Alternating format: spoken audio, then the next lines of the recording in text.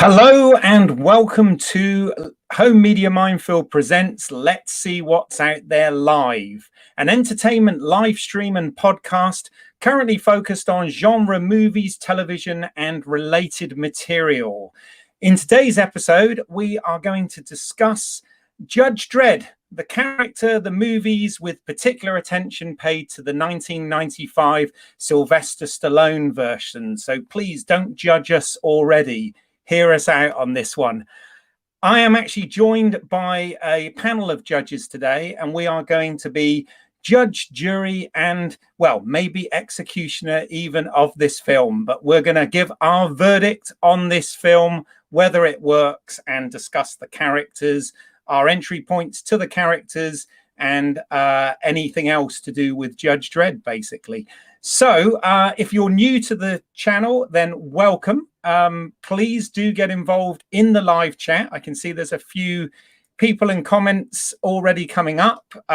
So I will get to as many of those as possible. Of course, we want this to be interactive. We're all going to be talking about this, but we want to know what you think of Judge Dredd. In particular, what did you think about the 1995 Sylvester Stallone version of it, which is scary to think that it was over 25 years ago now that came out. Really scary. Anyway, to introduce myself, I'm Keith Isles. I'm a filmmaker and a lifelong film and television enthusiast. I love all of this sort of stuff. I make films, I act sometimes, and I do live streams and podcasts and all sorts of things. So if you're here, check out the channel, have a look at some of our other work. If you like what we're doing, give us a thumbs up, consider subscribing, and all of that good stuff. But without further ado, I'm going to introduce the rest of the jury, and or should I say the rest of the judges for today.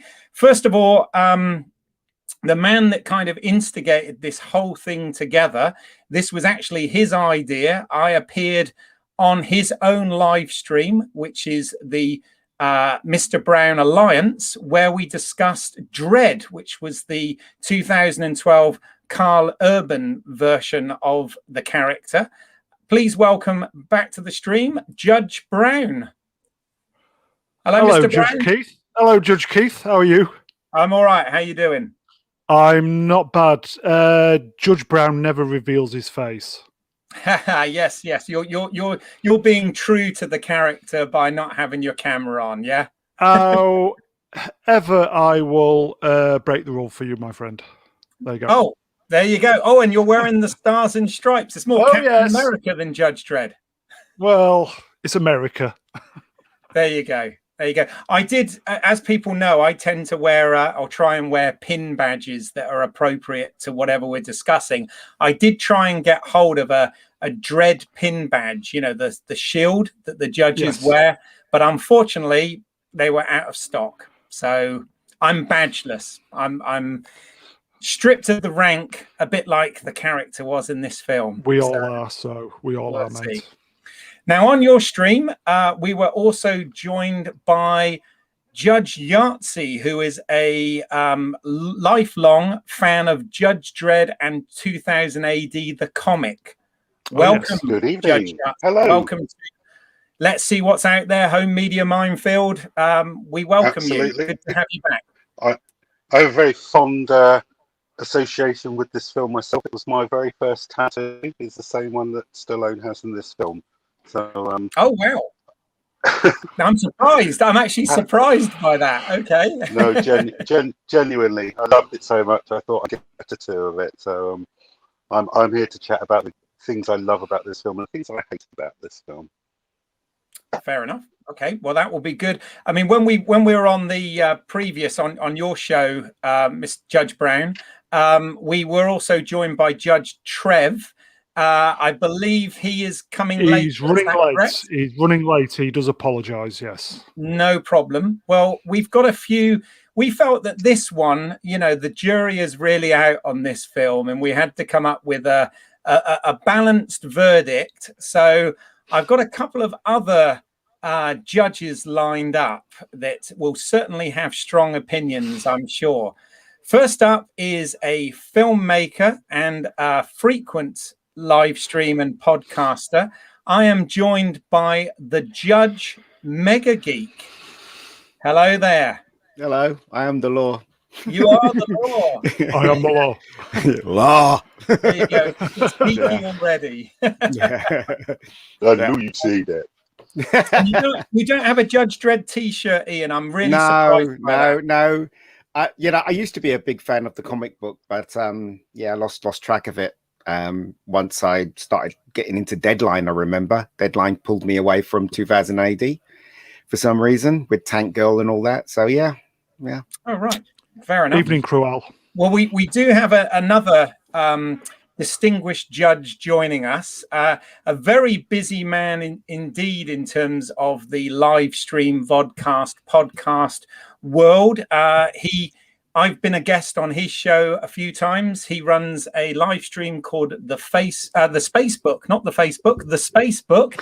He also runs the Type 40 podcast, Teleport, a Blake 7 podcast, Hard Drive, amongst many other things. He's a really busy guy. He's Birmingham's King of the Geeks. I am pleased to have here Judge Dan Hadley. Welcome, Dan. Hello, everybody. It's great to be here. Yes, I do feel a little bit like we are a jury here. I represent the Cursed Earth jury.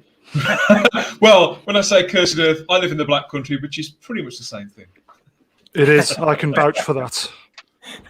Fair enough. Well, we've already got a few comments in. I just want to say a few hellos. We've got Derek McManus. I will read out your comment a bit later, Derek, because I think it will be more relevant further down the track. We've also got Cruel Birab, and hello, he says, in fact, I'll put his comment up now. He says, say nice things about the film because I am the law. So there you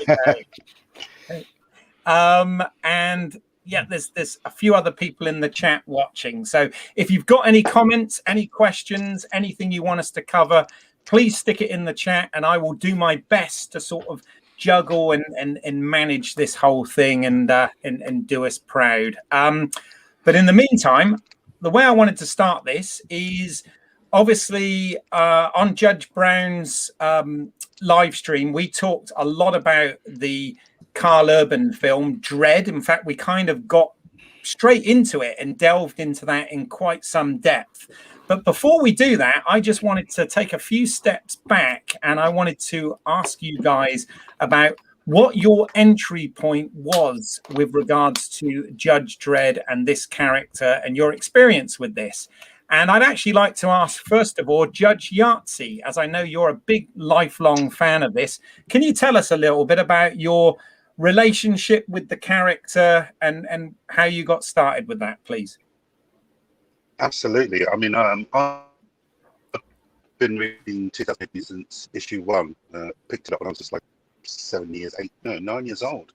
And I've been with it every year ever since, amassing over 2,200 different issues of the main program, the Judge Dredd magazine, a veritable library of the things surrounding me. So I've been with him pretty much since he started, and it's a character that's always appealed to me to the point that I'm actually making my own costume. Mm-hmm. Yes, yeah, absolutely. You shared some, I think, pictures on the other stream, so I encourage people to go back and check that one out on the Brown Alliance channel, but the Mr. Brown Alliance channel, sorry. Thank you. And you did do some really impressive job. How's that coming along? Because it wasn't quite finished when we last spoke to you. I've just got the helmet left to do now, and that's it finished. Ready to go out for conventions. Looking forward to it. Very much. Like I was looking forward to these rewatching this film for the stream. All right. Well, we will certainly. It's been a while since I looked at it. Same here. It's been a while. No, absolutely, and I'm very intrigued. As a lifelong, as yourself is a lifelong fan of the comic book of Judge Dredd and the character, I'll be very intrigued to hear your thoughts on this film as we move along. Judge Brown, what about you? Where's your stance on your history with Judge Dredd? I knew Judge Dredd existed in the comics, but never. I've never even. I don't think I've ever read a Dredd comic. My first main outing would have been the Stallone film. So obviously, I was kind of. I didn't understand about the helmet staying on and off and kind of stuff like that. So yeah, that was my first outing with Stallone in what 26 years ago now. Yeah, 1995. God, Yeah, Feel old. yeah. Mel, me too. Jesus. You've got a similar story to me there, but I'll come to mine. What about you, Judge Hadley? What's your Judge Dan? What's your what's your? I've always felt that I missed the boat a little bit with 2000 AD. I discovered the comic a little bit too late, around 1986, when I'd got into American comics, and the only British comics I'd ever read had been the sort of the Buster and Wizard and Chips things, and I was aware of 2000 AD, but it didn't quite connect with me. I got into it just when Grant Morrison had started, and Zenith and things like that were coming along. So it was still a good comic, but I've been told that I missed all the real gold from Judge Dredd, and as such, I never really connected with the character. And I always felt like I'd been, because I'd missed the boat, that it was somebody else's character, somebody else's franchise, and I never really made up that short distance. And I've tried to jump on it various times in between, before and after this movie. And so this film represented to me. I mean, at the time, there'd been so few superhero live action movies, I would immediately jump on whichever was coming out, if it came from comic books. It was the same story. Ian mentioned Deadline earlier on. It's the same story here with Deadline and Tank Girl. Tank Girl came out the same year as this, the United Artists movie of that. And so I sort of tried to get to connect with those two characters again through live action.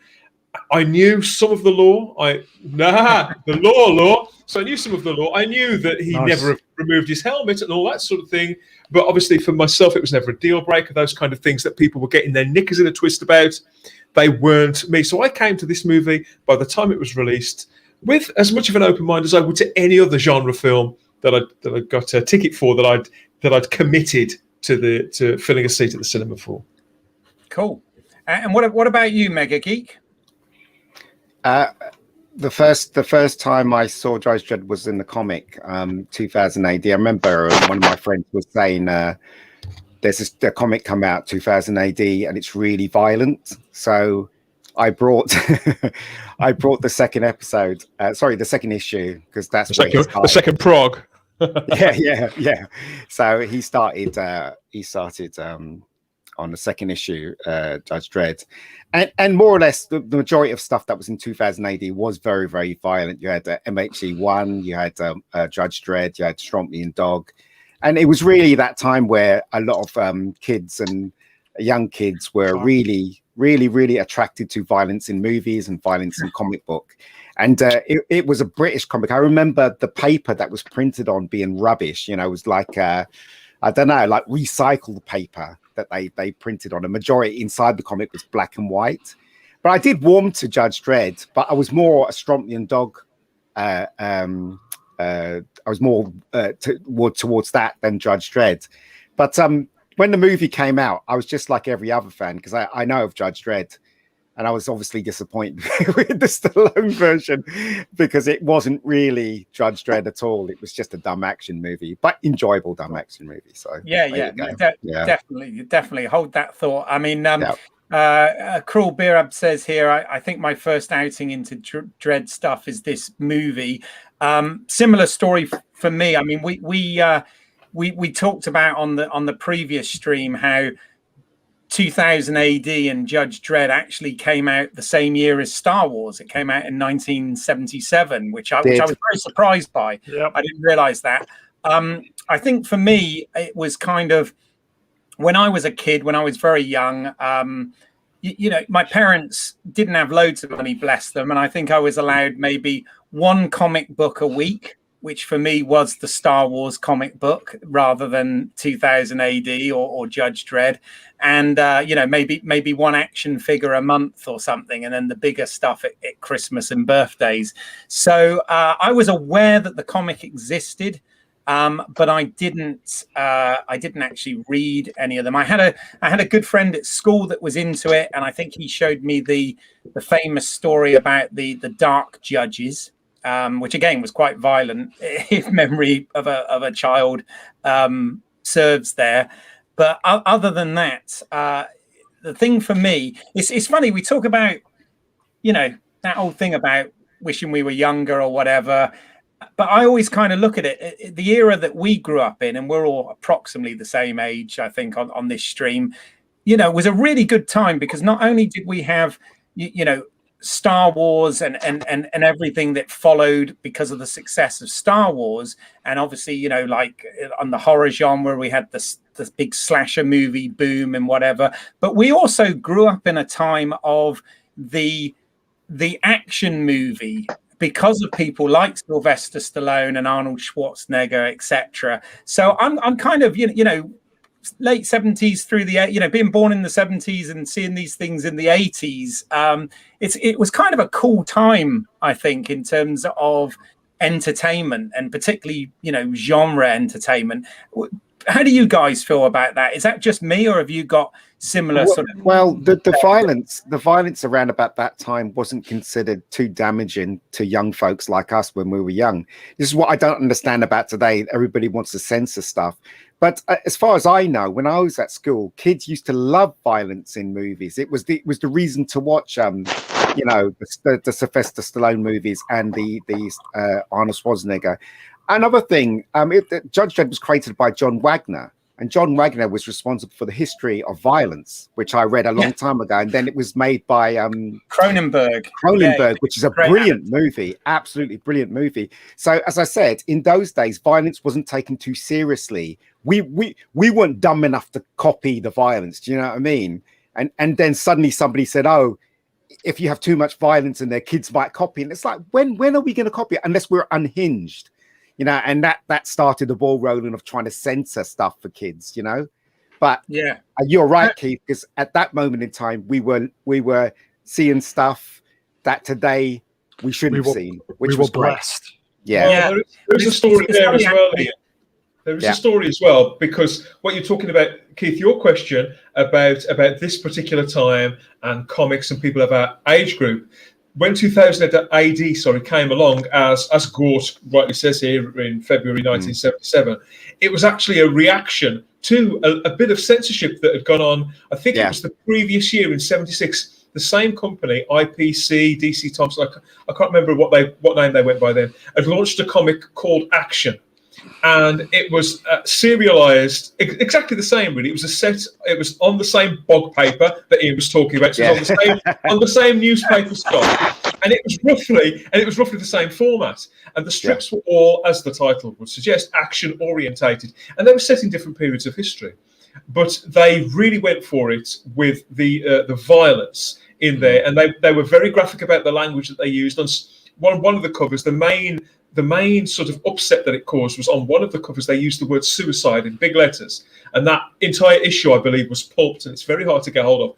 And the comic was only around for a very short period of time, and it was due to parents' pressure, complaining to the publisher, the comic was stopped really quite early. And 2000 AD, as you remember this, Ian, so 2000 AD was a reaction. It was a way of using the same writers, the same artists, and basically the same format, but by moving it into the future or outwards into the past or whatever, it could avoid, kind of like the original Star Trek show. They could tell the kind of stories that they wanted to tell, but not have it so close to a recognizable reality about policemen and soldiers and everyday people. They could tell stories set in the future or on another world or whatever else. So it was kind of oddly a result of censorship, but ironically, it allowed them a much greater sandpit to play in, and they got away with way more because the parents kind of stopped looking, because it looked like silliness, and it's got an element of satire about it. Yeah, I mean, I don't think that was the other thing. As a kid, I don't think I necessarily picked up on the sort of satirical, irony on American consumerism, etc. That was sort of the undertones of some of this stuff. I just want to. We're getting quite a lot of comments in, but also we've got somebody joining the stream. Judge Dredd is now with us. So welcome, Judge Trev. Thank you for having me. How are you? Hi, Trev. Hiya. In fact, get to the chopper. Judge Trev, I can ask you the question that I asked the other chaps before you joined. Before we sort of dig into the Stallone movie, obviously we've already talked in some depth about the 2012 Carl Urban film. But what was your kind of entry into Judge Dredd? What's your relationship with the character? Did you know the comics, etc., before those movies? Yeah, definitely. I was a big reader of 2000 AD. In my formative years, I used to do, as most kids at my age did back in the 80s, had a paper round, and I used to read 2000 AD before I shoved it through somebody's letterbox. So that was my first introduction to 2000 AD. Nice. Nice, absolutely. I seem to remember as well. I don't know whether you guys, but when I got a little bit older, and there was the whole sort of thing going on with graphic novels, like the famous Batman, Dark Knight Returns and all that sort of stuff. There was actually a crossover novel called Batman and Judge Dredd, Judgement on Gotham. Do you remember that? Two, in fact, two. Yeah, two. They did two. That was one of the first ones that I actually had in terms of comics. What about you, Judge Yahtzee? What's your thoughts on the point that I made about sort of growing up in the 80s and being in this sort of boom of not only stuff like Star Wars and 2000 AD and Judge Dredd, but also action movies like Stallone and Schwarzenegger type stuff? Well, it made things completely different. All the movies before, well, I think 1975 were just stuffy and plodded along, and then you get sci-fi kick in, and it just opens up all new, different areas of wonderment, and it just takes you places that 2000 AD absolutely love it. Still read it to this day. The stories in there are fantastic, and they stick with you. And there's stories that you can read over and over again. Yeah. So ahead of their time, it's fair to say. Huh? I said ahead of their time. It's fair. No, I was saying ahead of their time. It's fair to say, yeah. Oh yeah, absolutely. I think a lot of the things that have actually appeared in Judge Dredd have gone on to become real things, like riot foam, which has actually developed a practical military application for it, where they can spray the foam into the crowd and it sets around them and stop them from moving. Crowd control, and nice. That's a real thing now. Yes, I like a lot of it. Yeah, very good. Does that come in it's like hypoallergenic for snowflakes? What's that? Yeah. What was that? I said, does it come in hypoallergenic for snowflakes? Not yet, but any day now. Behave. Oh, sorry. It's like I've kept it with me all the time. It's like I've kept a little bit of my childhood with me, and I love it. It's part of me. Yeah. Well, I do believe these things we watch in our sort of formative years, between sort of, I don't know, 5 and 15 or whatever, do sort of shape who we end up being, very much so. I certainly know that from really? You're like Judge Dredd now? Do you go around smacking people in the face and saying you're the law? But I didn't really see Judge Dredd until the Stallone film, which we'll come to. But Derek McManus has put a comment here saying a very interesting quintessential British character, even though he's based in the USA. Both films, in my opinion, fail to capture the character correctly, but strangely, both movies are entertaining. What are your thoughts on that comment, guys? Valid point. It's a valid point, but each of the films, they only had 90 minutes, and you're talking about something which is storied over decades. So I think both films intended on starting off a series, which ultimately we haven't received of either of either. But yeah, obviously it's a fair comment, but there's only so much that one can do. You know, I think that both movies has its faults. Like I remember going to see the Sylvester Stallone movie and getting really upset because he didn't have those two things on his mask, and it just went right across. Because when you look at the mask carefully, it's different. It has the two little things that go there, and they didn't have it. And when you look at the Carl Urban version, he didn't have the big, the big bird on his shoulder. They got rid of that. So I remember getting upset that they didn't do that in that film. I remember getting upset with the Sylvester Stallone version. They didn't have the mask quite right. Do you know what I mean? So there were little things that really pissed me off because I was really into Judge Dredd, and obviously we all got to talk about him taking the mask off, and and Rob Schneider. We'll get there. So Gort Hyman has said there were actually 5 Dredd Batman crossover. Wow, I only read 2. The original one was called Judgement on Gotham, wasn't it? And I believe that may have predated the Alien versus Predator comic. So it's possible this was the original crossover comic book, the mashup comic that we now see all the time, to the point where now we're getting crap like My Little Pony versus the Transformers and things. So it all started with this, I'm afraid. Yeah. Judgement on Gotham, I mean. God, he's good, isn't he? But wasn't the director, he was a huge fan of Judge Dredd, wasn't he? Danny Cannon. Danny Cannon, yeah. Apparently, he won a competition, drawing competition as a kid with 2000 AD, drawing a poster for a Judge Dredd movie, ironically. Of course, I've got that issue. That was one of the very first issues I bought. I said I got into it too late, but I got into it just in time to see that poster, and he illustrated Harrison Ford in the title role there. Yeah. It was. I didn't realise that he was the one who drew it, but I remember seeing it. I've still got the issue upstairs. Probably worth a few quid now. Thank you, whoever that was with the message. At the time, comics were like you had choices, right? You either read the American comics, which is Marvel and DC, which is kind of safe, but the thing that attracted you towards 2000 AD is because they weren't trying to copy Marvel and DC. They were trying to be very British, even though, as someone said in the comment, that Judge Dredd was American. They were trying to be very British and trying to be very ultra violent about things, about trying to show you the hard way of life sort of thing. Do you know what I mean? And then punk comics started, which I went from Judge Dredd to Deadline, which Deadline was considered a punk version of a comic. That's why the Tank Girl and all the rest of them in there. So do you know what I mean? So comics were transitioning in the UK side rather than the American. The Americans would keep their stuff. I mean, they had other like other comics as well, but majority of the comics that you remember from America is Marvel and DC. But in England, they did take loads of chances of doing something different. It was kind of counterculture in this country, Ian, because it had sort of spilled out of the fanzine movement as well, hadn't it? Where literally people would photocopy them off in their bed, put them together in their bedrooms and lit down to the printers and get a few photocopies run off and just staple them and then send them out through the post. I think obviously 2000 AD didn't start like that, but that was quite a thing in the mid 70s with comic books, with rock music magazines. Yeah. I remember all of us at school, we used to draw Judge Dredd.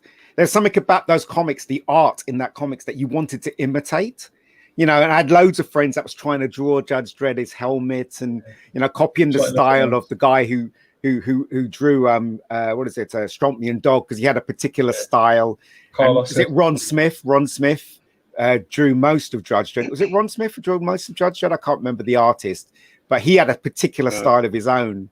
So, it did influence us as kids, definitely 2000 AD. So, yeah, thank God for 2000 AD. That's all I can say when I was growing up. I was a fan of Smith's artwork too. Yeah, I met him actually. I met Ron. Is it Ron? Yeah, Ron Smith. Ron Smith. I met him. Really nice guy. In fact, I was in the office of 2000 AD and he showed me the original, all Tipex all over it and stuff. And you remember those things you had to cut out to make the shades? He was sticking them all on there, And I remember one of the editors said to him, "You've got that bubble wrong. And what he'll do is he get a knife and he scrape it off, and then he do another bubble and stick it on there with Tipex. No, what is it? Was that not Tipex? What is it? That stuff, Pritt stick. Stick it on there with Pritt stick and stuff. So when it gets printed out, you don't see the Tipex all over it because it's black and white, isn't it? So it kind of suited that style. He's met them all. He's worked with them all, isn't he? No. There you go. Yeah. That's just because he's old. Yeah, exactly.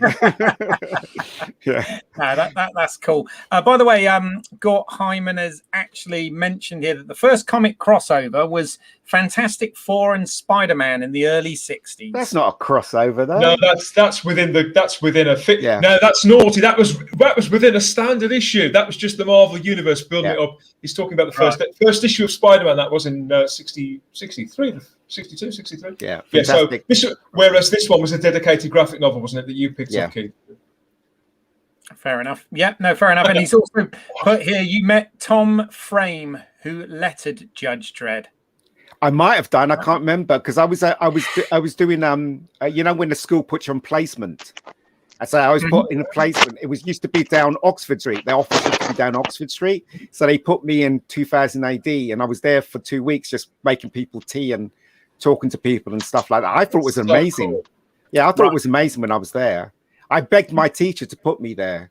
I begged him because he wanted to put me in some, I don't know, some hospital or something like that, you know, just looking at doctors. And I was like, no, put me in a comic book place, please. If you don't ask, you don't get. Exactly. Right.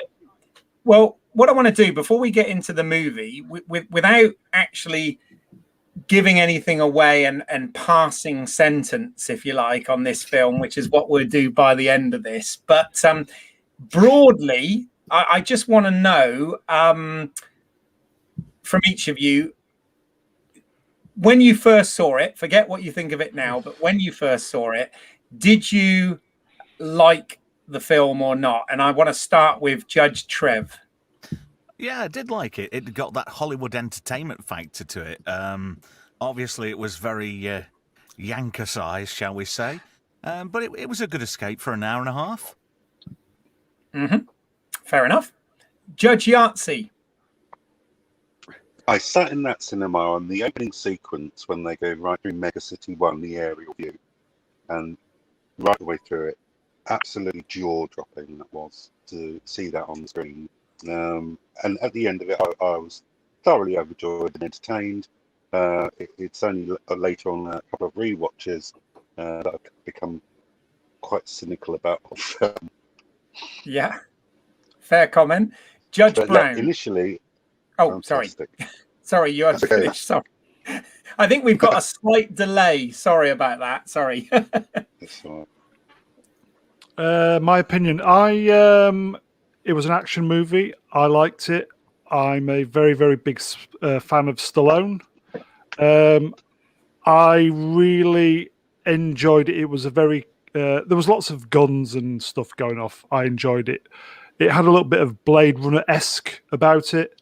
I didn't like the comedic sidekick. Even then, I knew he was an annoying twat. But there you go. That's me. Fair enough. Judge Hadley, Judge Dan. Yeah, I think everybody said it all, really. I mean, that sounds like I've got a daytime TV show where I talk about parking tickets and people who've been playing away. Judge Dan. Judge Dan, yeah.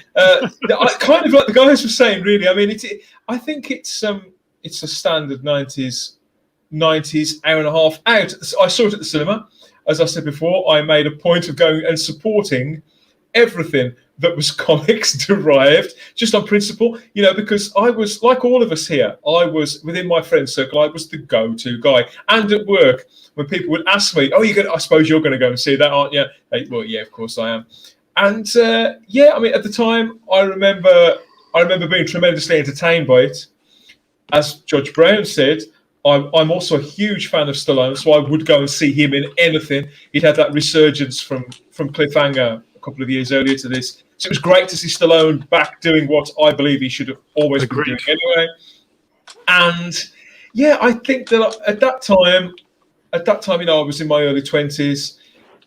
I found it, I found it much as I find today, that it entertains me up to a point, but there comes a point in the movie where I started to think, oh, I wonder if by the time this finishes, will McDonald's still be open?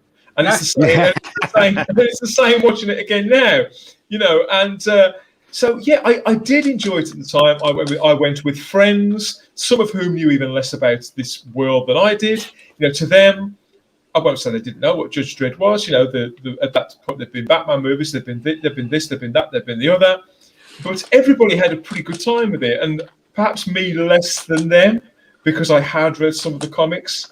But it was that sense of the shared viewing experience, I think, was what made it for me. Sure. And Judge Judy, Ian? I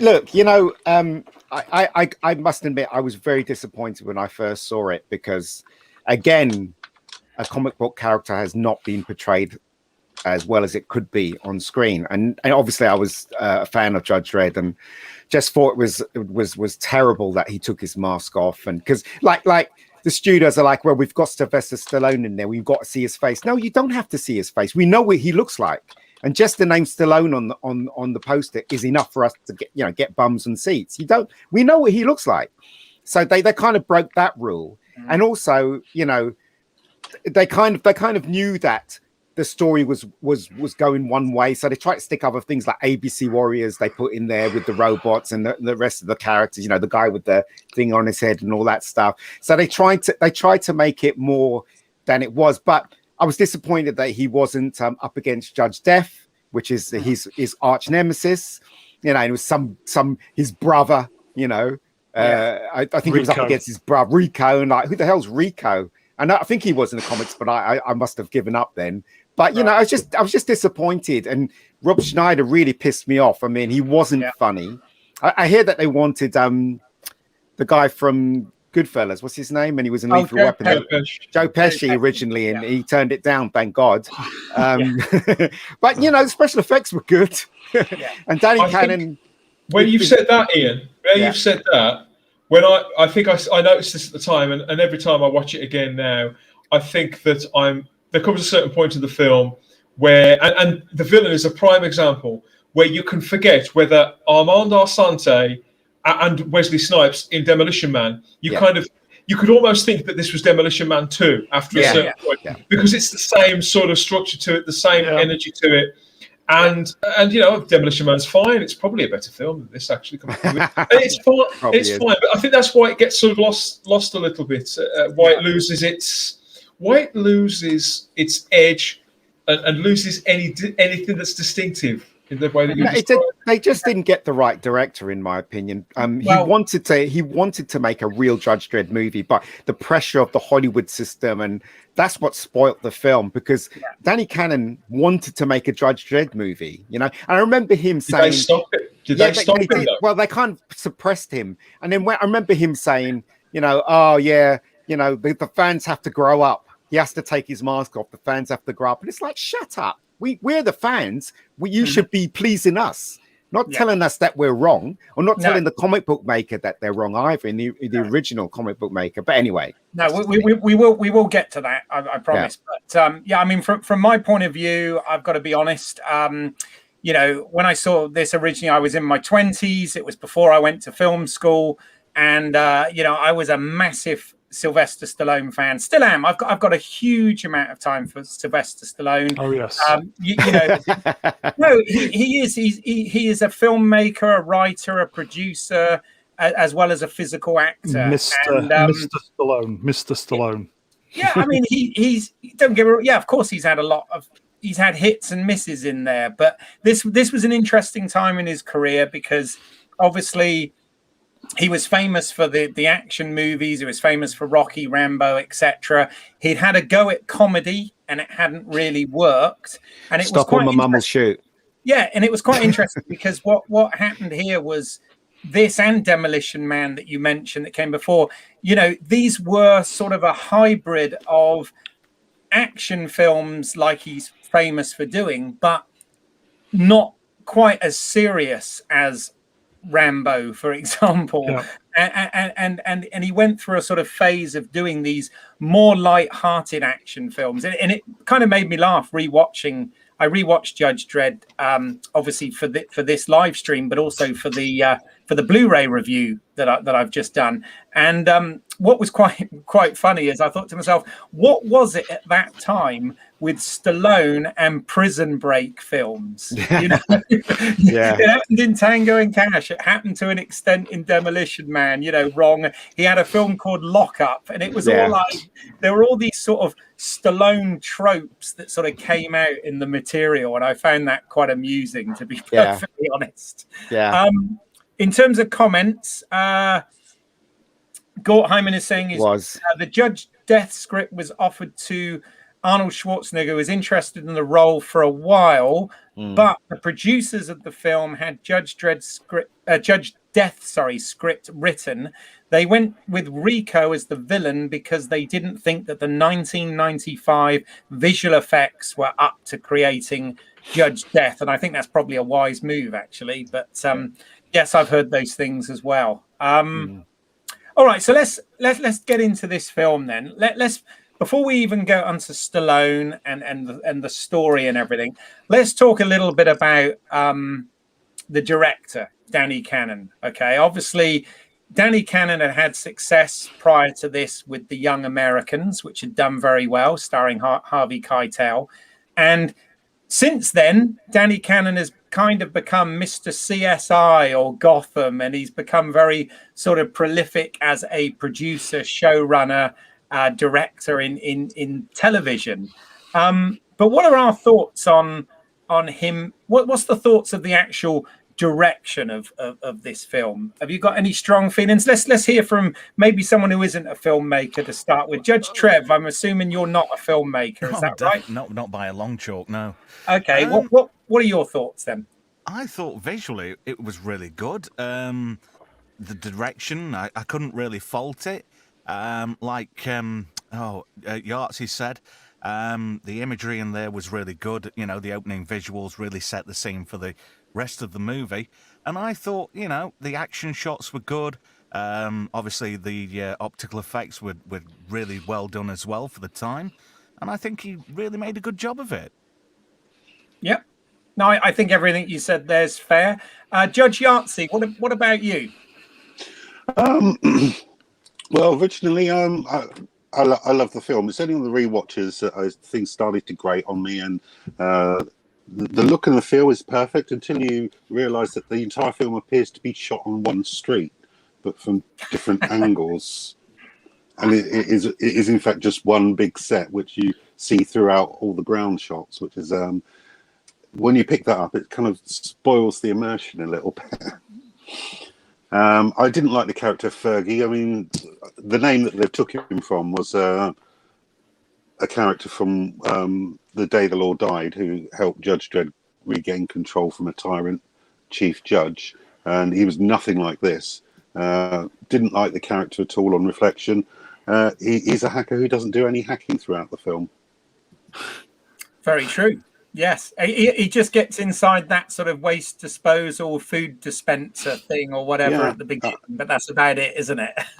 His literal purpose is to get in the way and pull a tube out the back of the ABC robot at the end, and that's all he does. Yeah. Just get in the way and pull that tube at the end. You could have completely eliminated the character and made it a lot better film. Yeah, no, that's true. Judge Brown, any sort of general thoughts on the direction of this, or Danny Cannon? Have you got any sort of strong feelings on any of that? No strong feelings. I watched the film last week, and it did feel very of its time. Yep. But I would say competently directed. The production looked... You could see where the money went. Some of the sets looked amazing. It's just a shame the money wasn't kind of spent on the 2012 version that they spent on that one. But yeah, it was okay. Yeah, competently directed. Didn't have a problem with it. Yeah. No, that's cool. Would you agree with that, Judge Dan? I think the direction is absolutely superb. I've got to be honest. I'm not a filmmaker, but for its time, and even now, I think it really cracks along. and that's the biggest frustration for me in it, because I feel it's very energetic.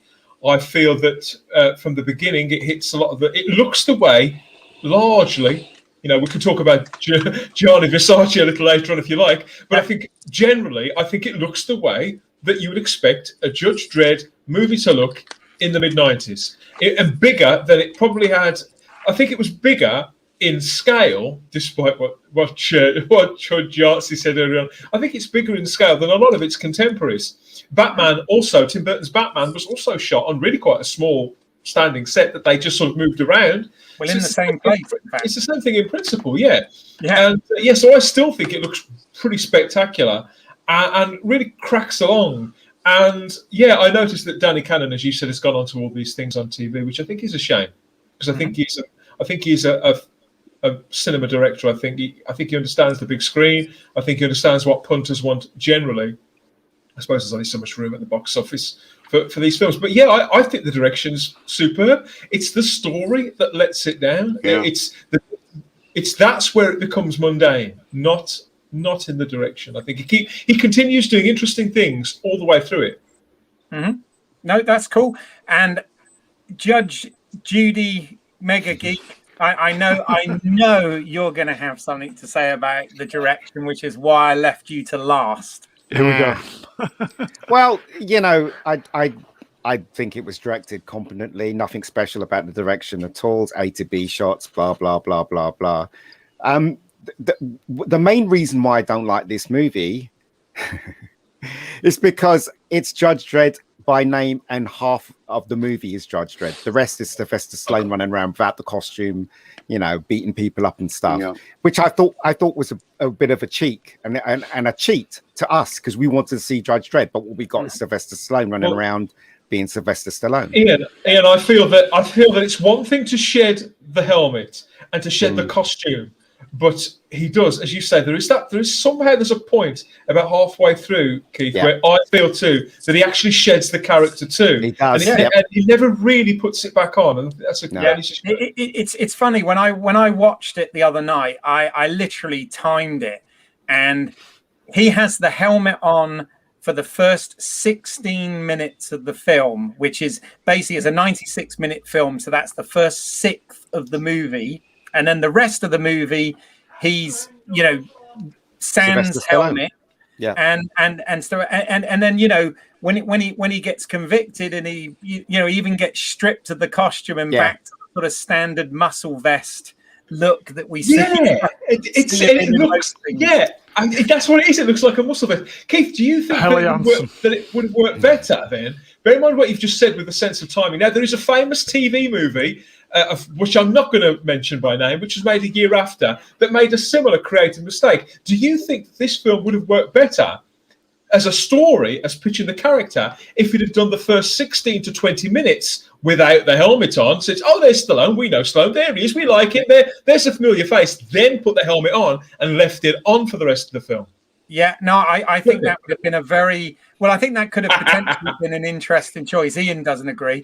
I think that could potentially have been an interesting choice. I mean, we have to look at, Hollywood at the time compared to where it is now. I mean, compared to where it was when it made the 2012 Dredd film with Carl Urban. This film, we worked out, I think, when I was on Judge Brown's channel, that the film was, even then, 25 years ago, had 3 times the budget of the 2012 film, some 20 years beforehand. And obviously, because of the risks and everything, when you back then, when you had to sell a Stallone film, it had to feature Stallone. And I think it was just too much of a risk for him to have worn the helmet through. I've heard conflicting stories. I've heard stories that Stallone wanted to keep the helmet on, but the studio said no. And I've heard stories that the producers wanted him to leave the helmet on, and Stallone insisted that he. No, it was Danny Cannon. Danny Cannon wanted him to put the helmet on, and Sylvester Stallone, being Sylvester Stallone, butchered the script. He was basically telling Danny Cannon how to shoot it. So he basically rewrote some of it and put mostly in comedy into the script. Danny Cannon was dead. He was was basically wanting to make a Judge Dredd movie, and he got scuppered by the producers and Sylvester Stallone, because Sylvester Stallone carried a lot of weight in those days, so he was screwed. He was screwed. I mean, you're totally corroborating what Gort has put here. He's put Stallone picked Cannon because he thought he'd be easy to push around. Yeah. Stallone was famous for being a backseat director. He basically directed Rambo, and we know obviously he's directed some very successful films in his career. Yeah. But yes, it was a time in his career where he certainly had that star power, and I guess could have absolutely had a lot of input into the production itself. But you guys, certainly you said this, Dan, and I think Trev and Yahtzee maybe as well. You said that one of the issues that you had, though, was less about the actual quality of the film and the production, and it was more around the actual script itself. Anybody want to sort of jump in and talk about that? Just to give some credits there. The story was by Michael DeLuca and William Wisher. Obviously, William Wisher having worked with James Cameron on the Terminator films, and Stephen E. D'Souza, who worked on Die Hard, for example, and I think Predator, maybe. He contributed to the screenplay. But what do we think is wrong with this from a plot, a story point of view? Generic. It's generic. It's generic. Yeah, it's just a generic Stallone movie. They didn't make A to B, isn't it? Yeah. The mistake is they didn't make a Judge Dredd film. That's the mistake, right? And Hollywood has not changed. I mean, look at the first Spider-Man movie. Oh, we have to take his mask off so we can see him emote. Bollocks. If you're reading a comic and there's a bubble that tells you what Spider-Man is saying, and you're connected to that character just by writing alone, why would you need someone to take their mask off? I mean, that's the first two Spider-Man movies, the Raimi ones, is a prime example of how stupid Hollywood is. Oh, let's have his mask blown off so we can see his face. It's like, this is stupid. You're right, Spider-Man. You're right, because on the page they used to make the mask do a lot of the emoting by changing the shape, and they did do that with the Andrew Garfield movies, which nobody likes apart from me. They did do that with that mask. But what you were saying about Dredd and what Trev was just saying about it, in the comics as well, they would do graphic things with the helmeted figure, where the head would tilt slightly to the side, his chin would align, very graphic. But that could have been translated to the screen exactly with a little bit of the lightness of touch, and there's no reason why it couldn't have been there. And I think Danny Cannon is perfectly capable of translating that. I'm certain of it. So I'm inclined to believe everything that you've said. Yeah. Like Judge Dredd, every time he's going to kill somebody, he'll be like this. When he half of his face and his mouth would be like that, right? Yeah, I'm the Lord. You know what I mean? You can tell he was pissed. But you know, as I said, Sylvester Stallone did it quite well, didn't he? In the film. But look, the mistake is he took his mask off, and when he took his mask off, thousands or even millions of fans were upset, and quite rightly so. It's like saying, here comes Dirty Harry, but he's not going to use a gun. That's how bad it was. Do you know what I mean? It became just any other action film at that point. Yeah, I agree. Yeah. Judge Yahtzee, what are your? I know, again, as a massive fan of the comic book and the character from that, what are your thoughts on this issue? Well, excuse me. They tried to fit too much in it. Too many different characters. There were just too many nods to different storylines, and it just ended up being one incoherent mess, which looked really good. So it just didn't make any sense, and inserting characters here just to have them killed immediately just didn't make sense.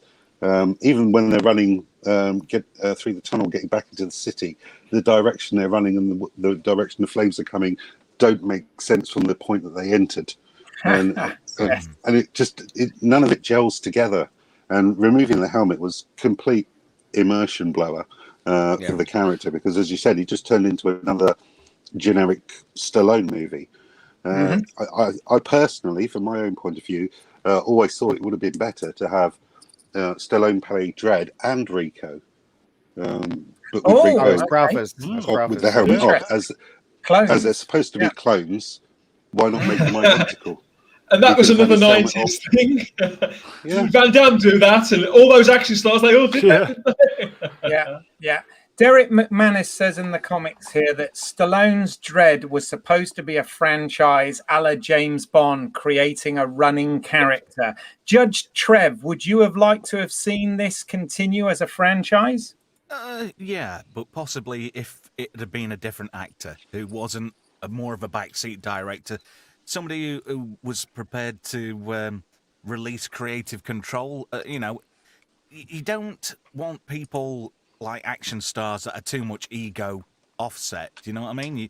If you're hiring somebody to direct a film, you let them direct it. If you're hiring people to write the screenplay, you let them get on with it. If you're there to act, you should be just there to act, you know? Yeah. Unfortunately, we're talking about Hollywood here, so Yeah. Cruel Birab has said, since you put it that way about the mask being off and becoming a typical Stallone film, I never thought of it like that before. So it may be popular opinion here, but there are. It could have been Bruce Willis' Fifth Element. Well, it looked a bit like that, didn't it? In place. Yeah. I put that down to Versace. I know that obviously Versace and Jean-Paul Gaultier, they're two different people, but they're from the same discipline, and I think that it really shows. Yeah. I actually think, I have to say, one of the things that I will always defend this film about is I think the craftsmanship, regardless of whether the story or the acting or the film actually works, one thing that can't be taken away from this is the craftsmanship in terms of film being a combination of arts and crafts. When you look at the production design, the costume design, Adrian Biddle's lighting on this, etc. I think some of the visual effects have obviously been superseded and look a bit sort of hokey by today's standards, but generally when you think that this was all practical sets, with pyrotechnic effects, miniatures, matte paintings, motion control photography, it was all of the old school crafts of filmmaking. But I think even today, even having watched it in high def for the Blu-ray review, I think it really holds up. I don't know, am I alone in that, or would you guys say that? I would say the only thing I had an issue with is you can see the kind of blue kind of halo around the bikes that went through the city. Yeah. You could matte lines and stuff. That's what makes it sad, right? That the production values were good and the special effects at the time was good, and it was just blown because they didn't stick to the rules of the comic, and it was blown because Sylvester Stallone interfered, and the Hollywood producers didn't know the material. All these things that still happen today is still happening. And that's the reason why the film, for me, failed, because it wasn't a true depiction of Judge Dredd. So there you go. The interior sets looked incredible. Yeah, they're great, but it's all wasted if the film doesn't work. Yeah. I remember when it came out at the time, because I'm not going to lie, I was kind of, obsessed by it. I was looking to go to film school, the following year and all this sort of stuff. And, they had available, you could get the art of the film and sort of a making of production design book and all of this stuff. And I had all of that stuff. I thought it was, I was into it, but I completely, understand what you're saying. They're saying here as well, Gort is saying Mean Machine and the ABC Robot was created by Chris Cunningham. Now, am I right? Those are also elements from 2000 AD. They are. Yeah, they are. The whole fictional universe. Yeah, there was talk at the time. I remember reading about this at the time because I used to read Starburst, and SFX was launching around the same time. Yeah. And there was talk that this was going to hopefully become a kind of cinematic universe, which would include TV shows too, because I think a couple of years before, Jerry Anderson's company had made Space Precinct, and there was some sort of arrangement there. I can't remember what it was, but I think some of the studio space and a lot of the creative personnel went from one project to the other. I can't remember the ins and outs of it, but there was talk of some sort of 2000 AD related TV show that would spin out from this, and that would involve, if not Anderson himself, then a great many of the people who worked on Space Precinct. Wow. Interesting. Wow. Judge Yahtzee, were you familiar with any of that? Yes, very much so. I've still got my Space Precinct press pack somewhere. Okay. I'm a very big fan of Jerry Anderson as well, so looked forward to that.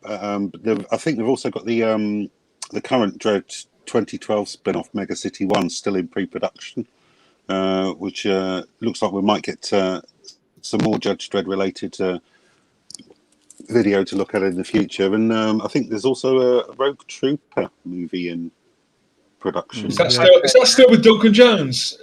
Yeah, Duncan Jones. Do you know something about that, don't you, Mr. Brown? If memory serves, you brought it up before. Yeah, I follow Duncan Jones on Twitter, and he occasionally pops the odd little nugget in there. It's still proceeding, as far as I'm aware. It says, and soon to be Rogue Trooper, so it's happening. Do you know the one thing I'm dreading if they do make that film? That Bradley Cooper's going to be with the voice of one of the personality chips. Well, it seems to be making money out of just using his voice, doesn't he, these days? So yeah, doing his Joe Pesci impression. Yeah. So Gort Hyman's come up with another point about this, which I think sounds like it would be spot on, is the flying bike sequence was a last-minute rewrite. It was supposed to be a ground chase, and that's why it looks bad and is really boring. And I have to admit, that bit Rubbish. is kind of jarring. It doesn't seem to fit with everything else. What Do you know did you where they guys got the think? idea for that from? and I'm not a movie expert by a long chalk, but every time I see that particular scene in the film, I think Jedi. Forest chase the speeder bikes. Yeah. It's exactly, if you look at it, it's just like watching it in Jedi. Could it be because of what Judge Yahtzee said earlier on? Because the standing set was quite ornate, but probably quite small. They didn't have enough streets to potentially take the bike around. Whereas once you put it up in the air and get it to whiz around a little, you can take it. You can make it travel more distance. Yeah, blue screen's a magical thing. Yeah. Yeah. There's a lot of it in this in places, and I have to say that's where the certainly watching it in high def, that's where unfortunately it gets slightly let down on that. Okay, well let's we sort of covered the story and some of the look of it. Let's talk. I mean, there is an impressive cast for the most part with this. Yeah, I mean we've got Martha. First of all, you got Diane Lane as Judge Hershey. Yeah, Martha. She looks so beautiful in this. It's ridiculous. Here's the thing. You're getting older when both Aunt May and Martha Kent are starting to become very attractive, right? So let's start with Judge Hershey, which I assume is a character from the comic books. Is that right? I know there's a Judge Anderson. Minor character of him. Yeah. The character actually went on to become Chief Judge. Yeah. Okay, so Judge Yahtzee, let's start with you because I know you're a comic guy. So what were your thoughts then of Diane Lane and Judge Hershey? Was that character utilized well or underused or what? What do you think? Diane Lane absolutely nailed the character because she's just like how she appears in the Judge Child storyline. The look is spot on for her, and her mannerisms are just like how I imagine the character to be. The only issue I have is turning her into some sort of lame love interest, which Dredd never needed at the end, and that just felt out of place and a sound note to leave on. That was probably Stallone tampering with the script. Yeah. That's how it felt. Hollywood. Again, it's old, outdated Hollywood rules. Do you know what I mean? And they're still doing it today. It's like if I see another famous character have a son in it, I'm going to scream. Indiana Jones is coming back. Let's give him a son. Why? You know what I mean? So if I see it, it's another trope, isn't it? It's just ridiculous. Anyway, sorry. Carry on. Judge Brown, any thoughts? Yeah, she was good. I agree with Rob. I didn't like the kind of very Hollywood love interest comes good towards the end. Not needed.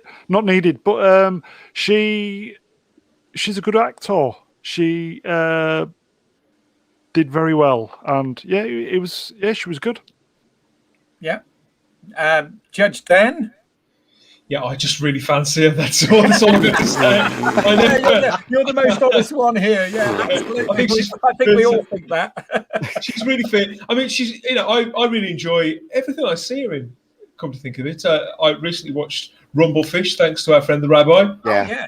So I saw that last year, and I enjoyed her in that a lot. I think she's great as Martha Kent in the current films, but I've enjoyed her in lots of other things too. And it's good to see her here in her prime. One for the dads. And at the time, it did kind of. I do get. I mean, this is not any slight on her at all. I have to stop and think. Was this the one? Was this Diane Lane or Sandra Bullock? That's another way I get the two films mixed up, because even though they're not the same character, they kind of fulfill the same function.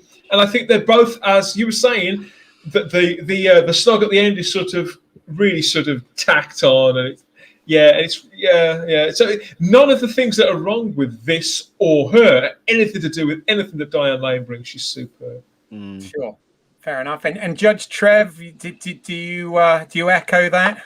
Pretty much. Yeah, she takes the fit factor up to at least an 8.5. And, I'd happily share an ISO cube with her any day of the week. ISO cube. Nice. Okay. Well, in case we've got any females watching out there, we probably need to move on from the leering. Yeah, we are toxic. It's me again. But you know what I think, though? I think that basically Judge Dredd doesn't have enough fans to make it the hit that it should be, because they kind of slightly got it right in the last version of Judge Dredd, but it still flopped at the box office. I think marketing. That was marketing, though. No, I don't think so. I think putting a film out only in 3D. You can. But the thing is, though, you could put the blame on anything. But I still think that Judge Dredd doesn't have enough fans to warrant another movie or a TV show. I bet you if they did complete the TV show, it won't do so well, because the character. Is that why, Ian, that filmmakers, this being a prime example, and the two examples, why they would have adjusted their expectations? The Judge Dredd. When was that Carl Urban film? Is it 2012, 2013? Is it 2012. God. Yeah.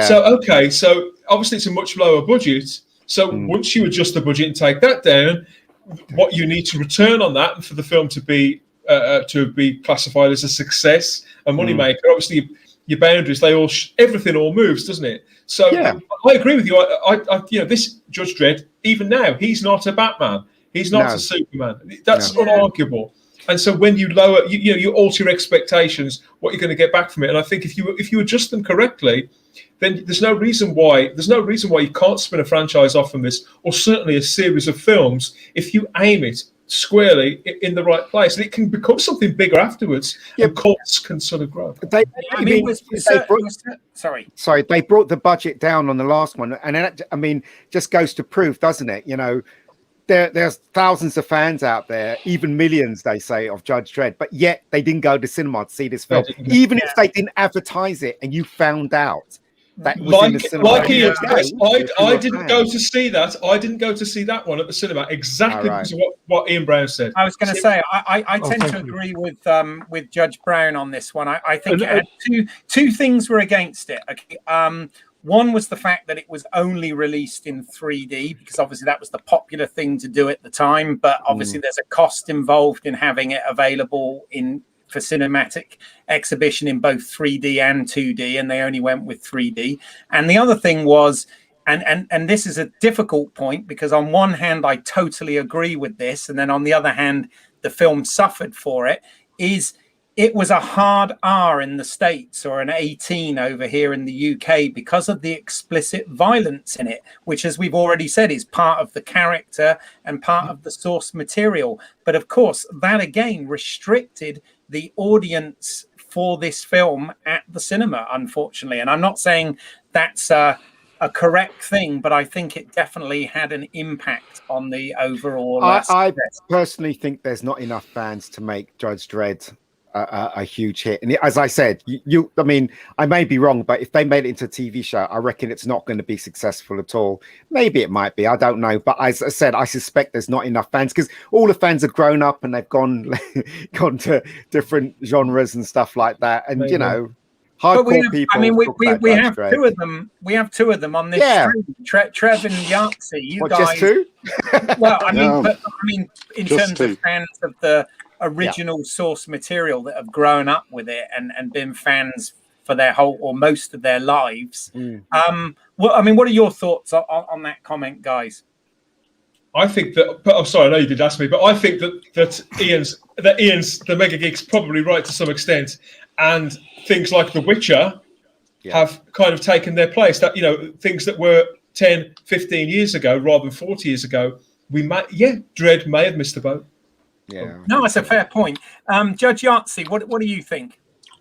I slightly disagree on this because in the Judge Dredd costume group, there are people who are constantly making replicas of the 2012 uniforms so that they can attend conventions with dozens of other like-minded judges. So it's still very much active and still very much going. And there's a thriving community on places like Facebook where you can get hints and tips and design aspects, and everybody's still in the moment with that film and still keeping the character alive. Okay. I think a problem was, as I said on the previous stream, the urban version dropped. I think it was 2 weeks after the Olympics, and I don't know if there was some fallout from that. And it was only on for 1 week. It was only out for 1 week in the UK. Yeah, I missed it.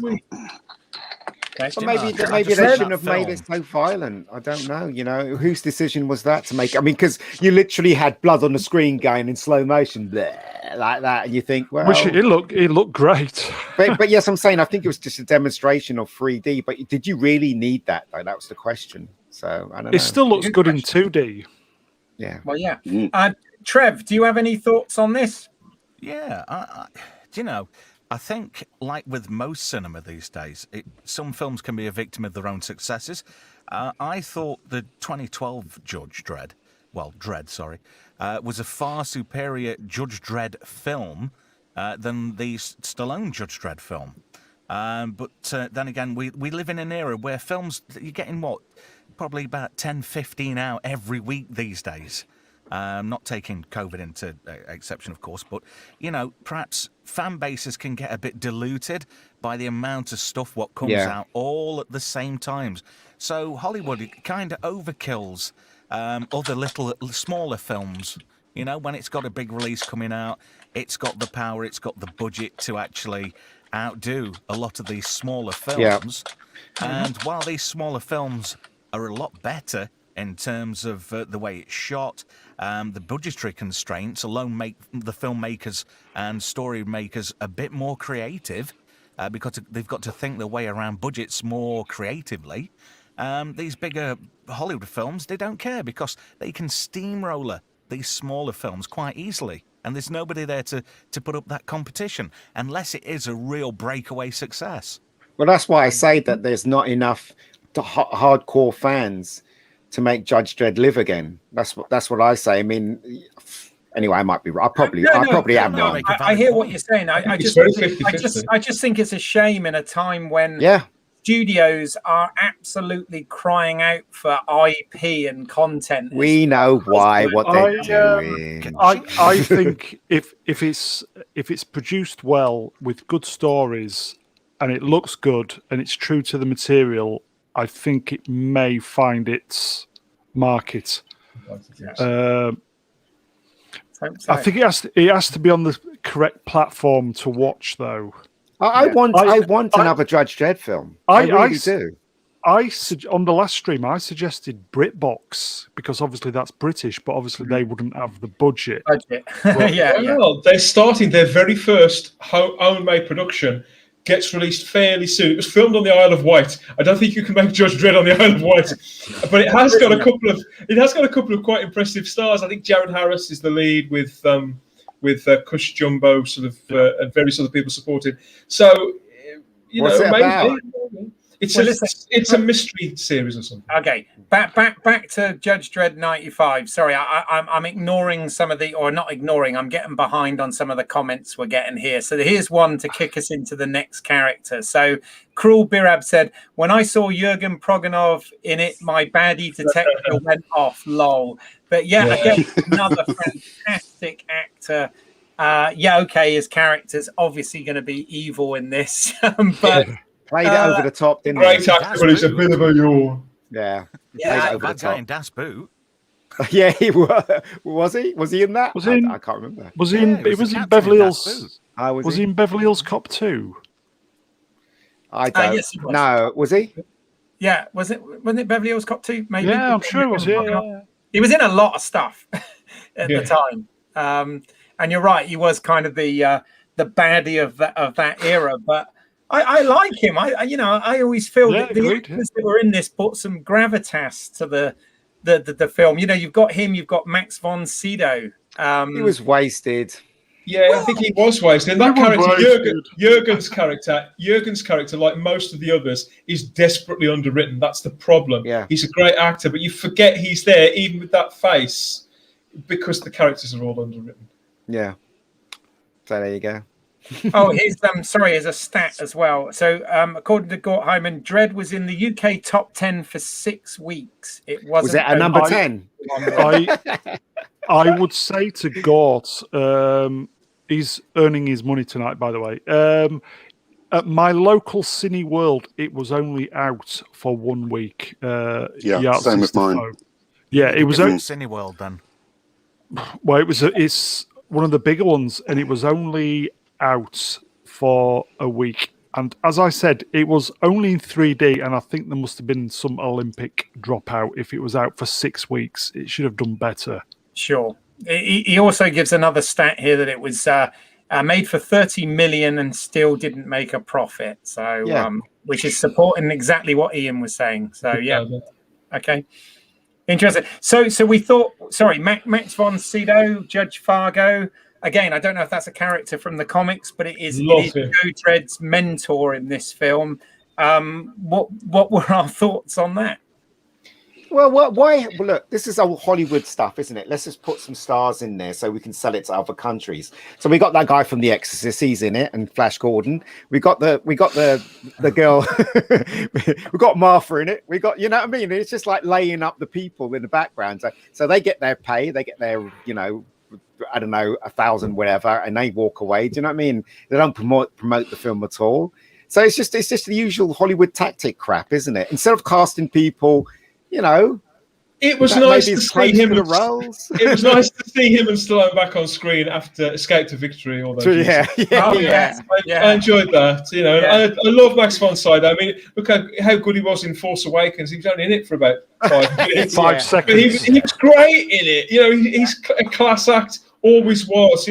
People like him are sorely missed. He passed away about a year ago, didn't he? We know why they do this, because when they sell it to low-end countries, they say, "Oh, the guy from The Exorcist is in this film. The woman from this." So it helps to sell the movie. He's playing Obi-Wan in this.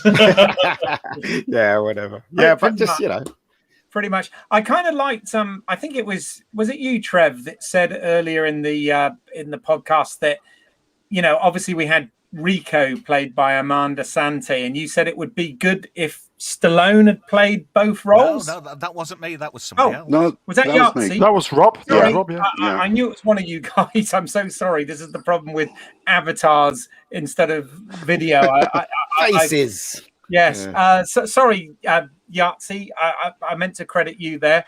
Do you want to talk a little bit more about that, and we can get into sort of Amanda Sante and Rico as a character? Yeah. Well, I don't know much about the Chief Judge because he doesn't really make an appearance in the comics anywhere except in the origin storyline. But Amanda Sante, they're like alike but not alike. I suppose that's the nearest that they could get to Stallone to play a clone. and then being close mates probably nailed in the part. But it was okay. It was suitably sinister. It was over the top, though. It was over the top acting. Oh, yeah. Do you know what I mean? Oh, It's yeah. just, I think the whole film was over the top, though, wasn't it? yeah. It was Well, like, Double you know, whammy. Remember that one? yeah, exactly. I mean, bombastic doesn't even begin to describe it, does it? Yeah. It's like, well, even right from the start, you've got that huge booming James Earl Jones voiceover at the start, Yeah. yeah, But, uncredited. which just Who bringing was you it? straight in. Who was that star that was in it? And he was only in it for like a couple of minutes. Maurice Reeves from Last of the Mohicans. No. The guy from Dexter who played Dexter's dad. Oh, James Remar. Yeah. He Yeah. was like, when I saw him, I was like, oh, great. He's going to be more in it. And he just gets killed. I'm like, okay, well, he's not Yeah, it in was it an anymore. earlier role for him, wasn't it? Yeah. Yeah. The original. Yeah. Paycheck. Yeah. Interesting. No, and of course we had Joan Chen in it as well, playing Yeah. Ilsa. Who, Oh God! What a waste of a Wasted, great exactly. actress as Yeah, well. exactly. She was there just to give Diane Lane somebody to big punch fight. in the face in the last Yeah. reel. yeah, Yeah. Yeah. And I hated when he was teaching the young cadets. Remember that scene where he was like, oh, I quite like that. I'm like, I oh, don't for like God's sakes. It was on the nose, but I did like that. It was a way of, it was a way of giving us that bit of exposition, wasn't it, and fleshing out the world. Yeah. And we were sort of the students. And Balthazar Getty was the sort of the But- callow youth, and that wasn't it? They did it better in the Carl Urban one because he was teaching can't remember that character's name on the job, wasn't he? Anderson. Yeah, that is Anderson. He was basically teaching Anderson on the job, so it's slightly done better that way. But yeah, and both films have got its faults, but I do like the Carl Urban version better than the Sylvester Yeah. Stallone. I like it. I mean, Yeah. the urban one was much more contained, whereas this was trying to be a much more of an epic, wasn't it? A grandiose epic adventure with its scope. Okay, well, I guess we need to talk about him. I kind of know. Rob. But we need to talk about Rob Schneider and Why? Fergie. Nightmare Spy. It's funny when I hear his name now. All I can actually think of is that South Park episode where they keep doing the trailers for the Rob Schneider is the carrot and all of that stupid stuff. It just makes me laugh. But he obviously comic relief, but it felt like it was from a different movie, right? Just because this wasn't Judge Dredd. That's why. It was a Sylvester Stallone vehicle. And that's as I keep saying, this is the mistake they made with it, It's anyway, I've said it. So I have slightly different feelings about this. I think that on the page originally, this character probably started out as being something more important. as being something, because I'm Judge Yahtzee, he might know a little bit more about this than I do, but when I look back to the 2000 ADs and the Judge Dredds in particular that I read, Judge Dredd would be solving some big case, some big storyline, and in the corner of a panel there'd be a bag lady eating a hot dog saying, well, what a load of crap that is. Those characters would pepper Mega City 1, and he feels like that. He feels like C-3PO and R2-D2, the Star Wars. I think it was an attempt to have that kind of character who would be the voice of the everyman, who would maybe tell the story to somebody else afterwards. I think that's how the character started out, somebody Chaucer-esque, and it just got lost probably when Ian, all that stuff you were saying, Ian, about that Stallone came in and took over direction, added loads and loads of comedy, probably stripped a load of, I reckon it all got left by the wayside. The fact that now Rob Schneider is somewhat of a cartoon in himself and known for these kind of roles. He wasn't in 95. In context, this was something. Yeah, the comic relief is comic relief, but I think there was something more with this. I think it's planted somewhere deeper, and it just, like everything else with this movie, just somehow got chopped away and completely lost, and now looks cheap. Yeah, I mean, this was pre-Bruce Diggalo, wasn't it? Yeah. But apparently he got burnt, didn't he? In the fire scene, he almost got killed. We all got burnt, mate. He fell down the stairs on his first day. Yeah, he did. Yeah, Which actually see that in the I heard that behind they the gave Sylvester Stallone the fireproof gel. jacket thing as he was running. They didn't give him anything, and he almost got burned to a Really? crisp, didn't Yeah. he? Yeah, apparently. Wow. So, Yeah. Wow. No, it's good. In fact, Gort Hyman makes a comment here, and again, we already sort of said I was about going to say Rob that. Schneider Yeah. is basically playing the same role as Joe Pesci in Lethal Weapon. Leo yeah. gets. They Leo wanted gets. exactly whatever you want, Leo gets, but they wanted him originally for the role anyway. So They did. kind of that's kind of quite interesting. But so I just want to make sure I've not that there have been comments coming in, and I've been trying to get to as many as possible. Sorry. Oh yeah, one thing I want to ask: what was our thoughts on the? Because I'll be honest, I thought it was pretty good. The ABC robot warrior. Yeah, I liked it. Yeah. I thought it looked a bit. Obviously, it was limited to what it could do. Well, it was But practical. it was practical. And I kind of liked it. It looked menacing when he was holding Judge is it Hershey, when he was holding her hand. Was it holding her hands? I can't remember. And he was going to rip her apart. It did look like he could do that. So yeah, I thought it was a pretty good prop. I thought Just missing a looked hammer nice. as one at the end of one arm. Sorry, say again.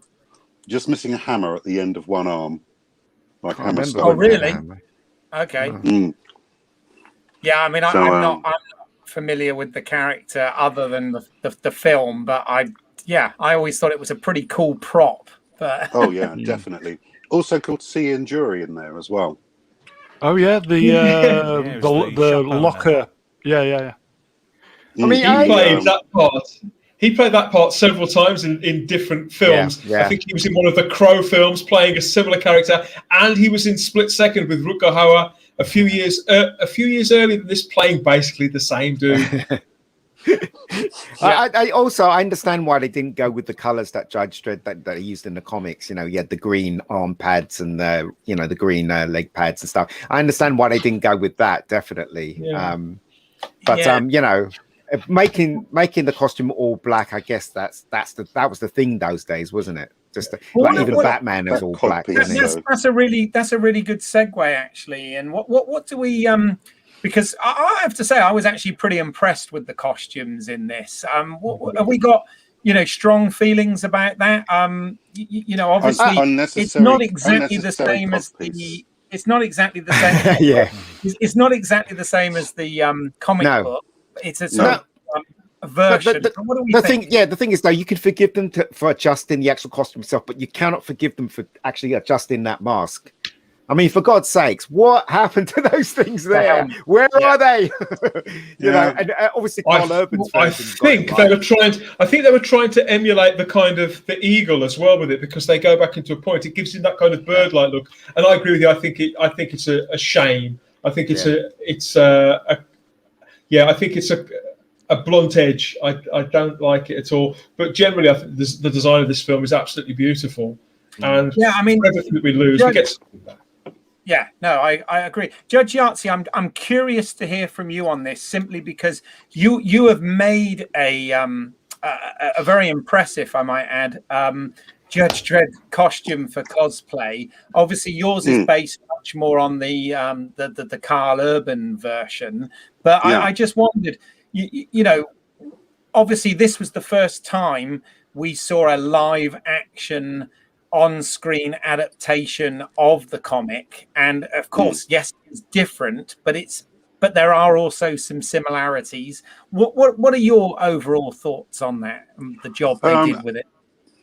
I thought the costume itself looked pretty good. It looked impressive, and Stallone did look like Dredd with all the gear on. Didn't like the codpiece. Wasn't a fan.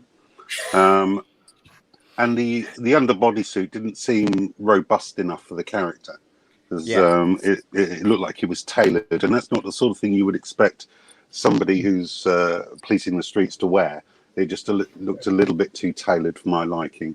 But other than that, I like the one-piece eagle and shoulder pad armor, which is clipped up in the middle. That was pretty good. Because is it fair to say that's actually a bit more similar to the comic look than even the Carl Urban film? He Yeah, had the 'cause he, eagle. That was about it. He had the eagle, and he had the other thing on the side, didn't he? Yeah, Judge but Yahtzee. Dredd appeared to be the only person who was wearing the eagle throughout the film. Yeah. All Yeah, the maybe other it's judges too just heavy. appeared to have shoulder pads on both sides. But the He's wearing spandex under there, wasn't he? Spandex, black spandex. You don't police the streets in spandex. Compression Yeah, tops. exactly. Gort Hyman has compression put Judge Dredd doesn't wear spandex. So I there know we he go. doesn't, but he did in the movie. This movie. Yeah, Judge absolutely Dredd, terrible. do you have any thoughts on this costume design? Oh, well, what one made up for, the other one lacked. Yeah. You know, and vice versa. There were merits to both costumes and letdowns, but I think overall the Carl Urban one, even though I thought that was the better of the two on the whole, because that sent more, how could I put it, more futuristic, more streetwise, more, you know, down to earth, whereas the other one seemed to have that Hollywood bling to it a bit too much. If Mega City one's that dirty urban environment where people are getting killed left, right, and centre, you'd expect those uniforms to look a bit more dirty. Yeah. Yes. Yeah, Mr. Sheen's just been round them.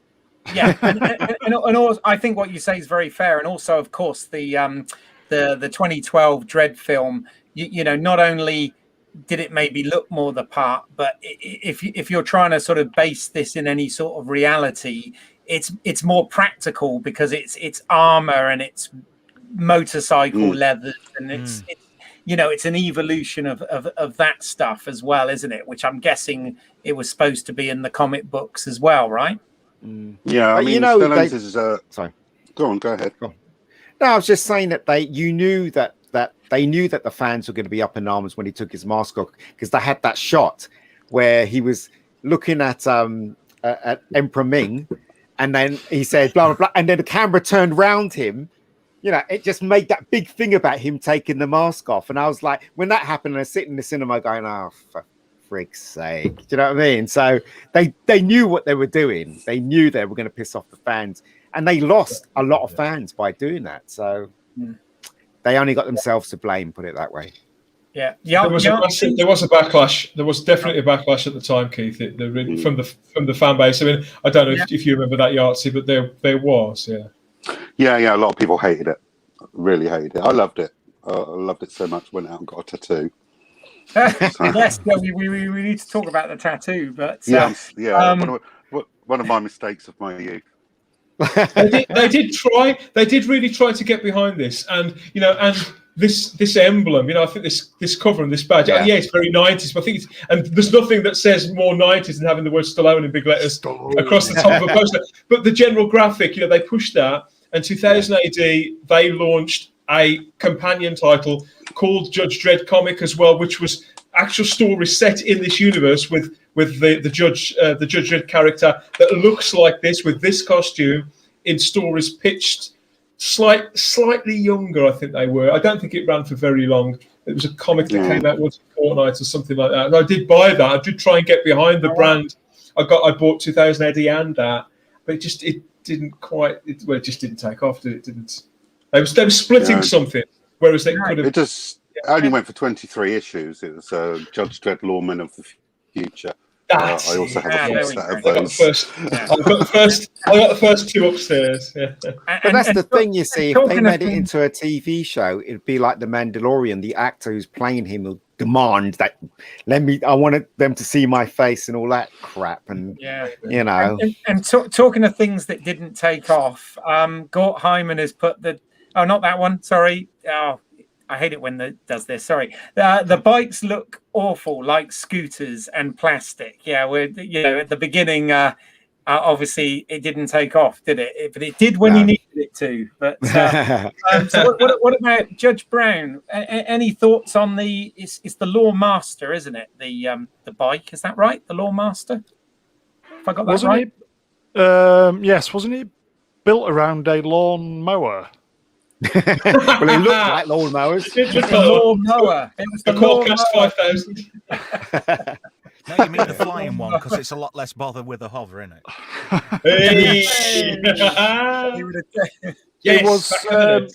It was okay if you got it to work. Yeah. Yeah. Yeah. Didn't seem to have a problem for the judges chasing Dredd. All of theirs seemed to work just fine. Yeah. Yeah, yeah. Yeah. Well, it stinks of them putting it in a last moment, as somebody said. They Gotta put it love in a a plot last moment. device. So there you go. No, But exactly. What about then the climax of the film? So we have we get to the is it Aspen prison where they've got the cloning place, and then we have a place and we end up fighting on the Statue of Liberty, which is Mega City One in the future. Any thoughts on all that stuff? Old trope of him hanging off. Every hero has to hang off a cliff. Looks like he's gonna fall, but then he pulls the other guy and he falls. Usual. The set looked amazing. I think that is the saving grace of this, because the louder this film gets, and the more shit they blow up, and the more he snarls, the more boring it gets. And this is where it happens every time I watch this film. That's when I tune out. You could say it's because of my age, because I'm less sort of seduced by crash bangs now than but I remember feeling the same in the cinema. It's all so generic. He should have been attacked by like 6 to a dozen more clones of Rico. Those sorts of zombie-like creatures. They should have been bloody everywhere, swarming over them all, and more judges as well, including Balthazar Getty's character. He should have been there as well. But no, it turns into like one guy with a gun taking them all on. You could swap it with 101 of the sci-fi movies. And the laboratory just blows up for no reason. It no felt a reason little whatsoever. It just explodes. Yeah. We all knew the dance. Gort has made an interesting point here that the two Judge Dredd movies have the same ending. The female judge saves Dredd by shooting the evil judge from behind. Spoiler alert. Ooh. I think Gort should have been on here. He seems to be a mine of information. He must be a true fan of the. Gort, you should have been on here. He's actually named after one of the characters in Judge Dredd. Oh, he's got Wikipedia. Have you got Wikipedia open? Great comments. Great. Yeah. No, that's cool. All right. Well, I mean, I'm looking at we're actually slightly longer than the movie was now. Overtime. So I think we should sort of start to wrap this up. First of all, I want to ask Judge Brown. I know you wanted us to do this coverage today of this film. Have we actually covered everything that you wanted us to, or is there any other aspects that you want us to dig into? I think the biggest shame about all of this is we're not getting the film or the TV series which fans like yourself, Rob and Dan and Mega Geek, truly deserve. I'm just a casual, and I admit that. I would probably say Gort in the chat. He looks like a super fan. And why have we not got the series that this IP deserves? It's just so many missed opportunities. Because they don't know what they're doing. It's frustrating. It's frustrating because the people that are in charge of the money and the people that the Hollywood producers, they don't know the material. All they know is it sells very well. Like they pick up a novel and they give it to a director that they trust. Then they start intervening. You know what I mean? And they say you got to have this star in it, and it just falls to pieces. That's what happens in Hollywood. I bet Urban is chomping at the bit to do Dredd. He is, yeah. Yeah, he said he'd reprise the character. Yeah. So, what I was wondering, and Keith and Mega Geek, the things that Judge Brown's just said, it's made me think about the British. I hate to say this because I know what he's like. But do you think that this great travesty, that this IP has never been exploited in the way that it probably should have been and could have been, is partly because it's reliant on Hollywood having faith in it, whereas if the British film industry was in a little bit better shape from, say, the early to mid 80s through to the late 90s, somebody out there, a Michael Winner kind of character, maybe Handmade Films, one of these companies from Britain's past, even Broccoli, would have seen this and seen potential in it, I think, Keith. I do. Yeah. I mean, it's interesting you say that, because Gort has just put here, as you say, Judge Dredd is a niche interest. It's only well known in the UK. And that's why. Funny enough, if you look at the, like I've recently reviewed the home media, and what I find interesting is, as you've shown, Dan, that was the UK cover when it came out on DVD in the early 2000s. All right, but interestingly, the US cover for this is, I don't know whether we can terrible. Was it always? And it was always that as well, Keith. Yeah. I mean, I like the one with the headshot helmet. With the I love that. I always thought that looked really cool. Everybody loves RoboCop, and it's basically the same, isn't it? Same movie, yeah. Yeah, it's basically the same. RoboCop used outside. They shot outside. They wasn't reliant on the studio, were they? Do you know what I mean? So they couldn't have a chase. Can you imagine if Paul Verhoeven shot a few episodes of Dredd? That'd be amazing. You'd certainly get the violence and the satire. That would definitely be for sure. I mean, I think Paul Verhoeven, if you're watching, please. Definitely, it's a niche thing, Judge Dredd, and I think that's the main problem with it. It's not as big as Superman or Batman or anything like that. That's why I'll always say that it probably won't work as a TV show, or a movie. I disagree. I think if you get some good production, some good stories, and make it very, very entertaining. The punters shall come. Absolutely, I think so. I think so. I think I could see this as a Netflix type series if somebody went ahead and produced it. I mean, everything I read says that Carl Urban would be interested in even reprising the role, but he's in The Boys right now on Amazon. And he would play the part better now than he did then. I thought he was good then. But he's a better actor now. He's aged. He's got a bit more craggy. I think he would nail this, and they could easily make this show now. I bet if Urban was offered the chance of doing The Boys or Dredd, I know where he'd go. He'd be all over this. He'll do both. He'll do both. I would. Let's just hope that The Boys is the warm up. I do hope they bring Judge Dredd back, because I do like the character, but they have to basically do Judge Dredd. They can't afford not to do Judge Dredd, if you know what I mean. So, I know. I agree. As I said on the previous stream, I don't understand why Urban and Simon Pegg, between them, cannot get the backing to do something. Surely they've got the clout and some money. Because the Americans, the only way they can get money is to go through the Americans. I'm just obviously guessing here, but the Americans don't understand Judge Dredd, and as somebody said, it's a niche thing. And England, right? They're too busy making costume dramas and stupid TV shows and the usual crap that Britain comes out with. You reckon they're going to do Judge Dredd? They're not going to do Judge Dredd. Isn't that why they opened up the Netflix studios in the UK, which we said previously, didn't we? But they need to convince them. But as I said, Netflix is too busy making 1,000,001 films.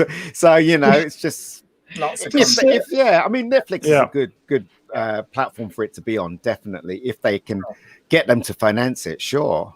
I wonder if after all these years and dozens of movies, I wonder if Stallone ever gives this film a passing thought now. I'm sure his bank account does occasionally. But they did ask him, didn't they? He said he shouldn't have. I think he said he shouldn't have made it, or something like that. Or really? Yeah, I think I remember. One of his proudest, is it? It's no, I think Danny Cannon also said he'd never work with Stallone ever again. It doesn't have to. It was definitely a production, from my understanding. Life with problems. But get Danny Cannon to make the TV series.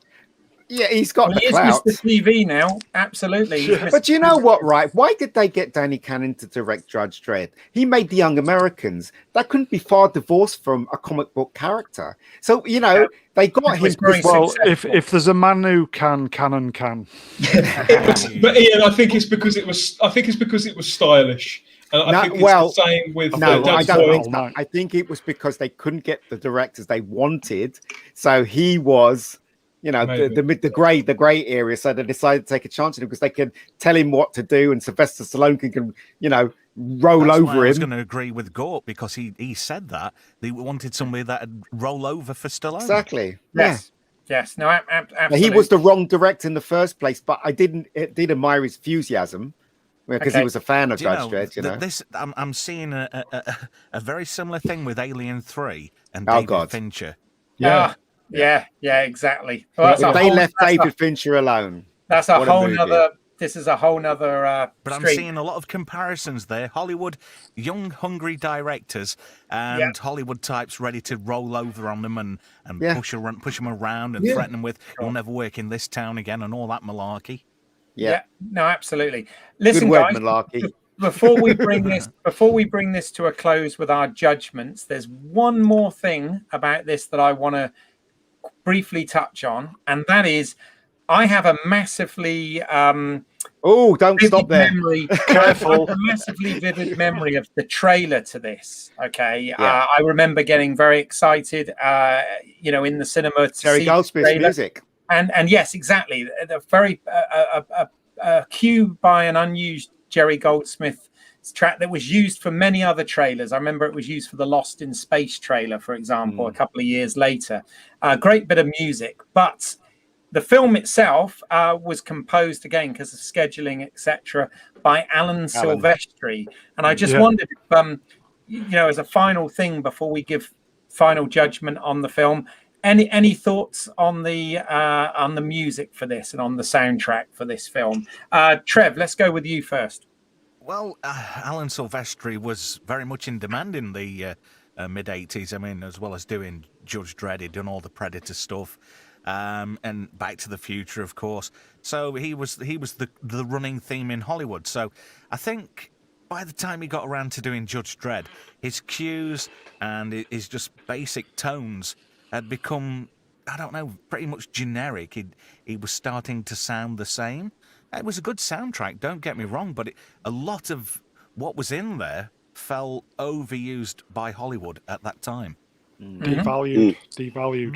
Yeah. Danny Elfman lights. It sounds like somebody doing an impression of Danny Elfman to me. Even at the bit at the end in Batman, the Batman bit at the ending when he drives the bike, and it looks like that last scene of Batman. Do you remember when he's looking at the bat signs? I even did that. So, yeah. Formulaic is the word. That's right. That's the word. There you go. Nice. Judge Yahtzee, any thoughts on the soundtrack to this? Well, apart from the main Dredd theme, which is very memorable, the rest of it I can't remember any of the music. Yeah. Except the main theme. It was that non-impactful.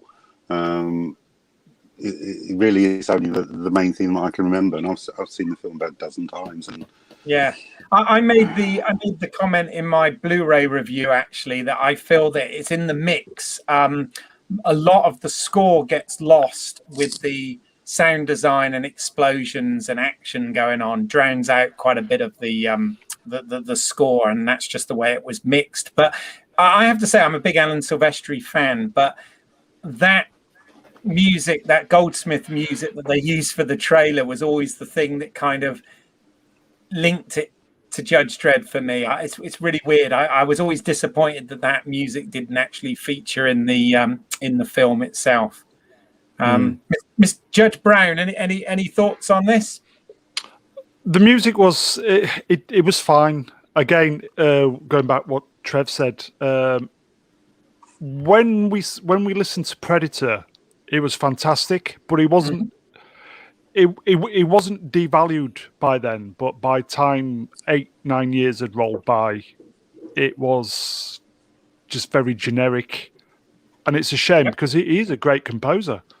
No, absolutely. Yeah, I love the stuff he's doing with some of the Marvel stuff now. For example, the main Avengers theme is fantastic, and that's Alan Silvestri. So, yeah, cool. All right. Well, I think unless anybody's got anything in particular, What about me?